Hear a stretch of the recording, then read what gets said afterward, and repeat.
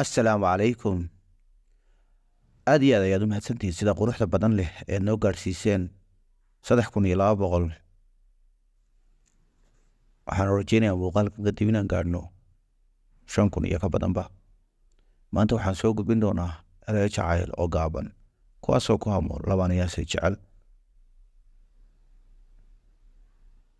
sidaa ay indhahaygu u jecel yihiin inay daawadaan muuqaalkaaga ayuu qalbigayguna u jecel yahay xasuustaada iyo inaad mar walba ku dhex jirto.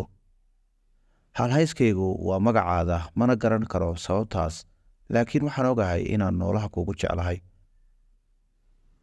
aniga oo dhul oomane ah socda misena haysan wax biyo ah, haddaan xasuusto jacaylka aad siisay dhab ahaan waxaan iloobi doonaa haraadka, waxaana galaa jawi farxadeed.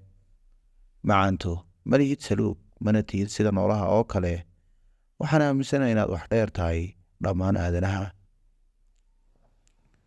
ismaan lahayn dunidan ayaa jacayl kugu soo maraya, jacaylkaagana waxaaba ka aaminsanaa wax khiyaali ah, laakiin intuu i haleelay ayuu sare ila tegay, waayo adigaan ku jeclaaday.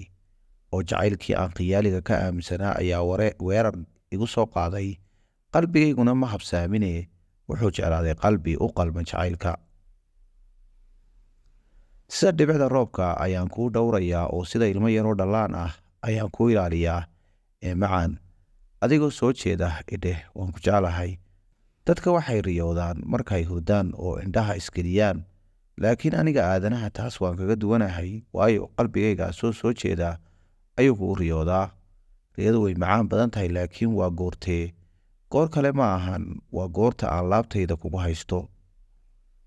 jacaylku wuxuu leeyahay farxad iyo rayrayn, laakiin qof walba ma dareemi karo marka laga reebo qofka adiga sida dhabta ah kuu jecel. aniga hadda waxaan dareemayaa farxaddaasi, sooqxaw malihi inaan ku dhaho waxaa tahay farxaddayda. fariintan adigoo akhrinaya wax yar indhaha isku qabo, kadib aayar fayd indhaha, waxaad arkaysaa anigoo ku sida ubax casaan ah. midigta waxay kaashataa bidixda, indhahana waxay kaashadaan ilayska. si ay wax u arkaan, anna waxaan kaashadaa adiga. waxaan kuu soo taagayaa gacan kalgacayl ah, ee aayar u soo qabso gacantayda, qalbigana geli sidii aan nahay ul iyo diirkeed. kadib aayar tallaabada ila qaad oo sii jalleeco kalgacayl. waxaan kugu hogaaminayaa beerta raaxada. malihi khiyaar kale ilaa aad ila joogto, mana lihi awood kale oo aan wax ku jeclaado, waayo qalbigayga adiga ayaa durba camiray.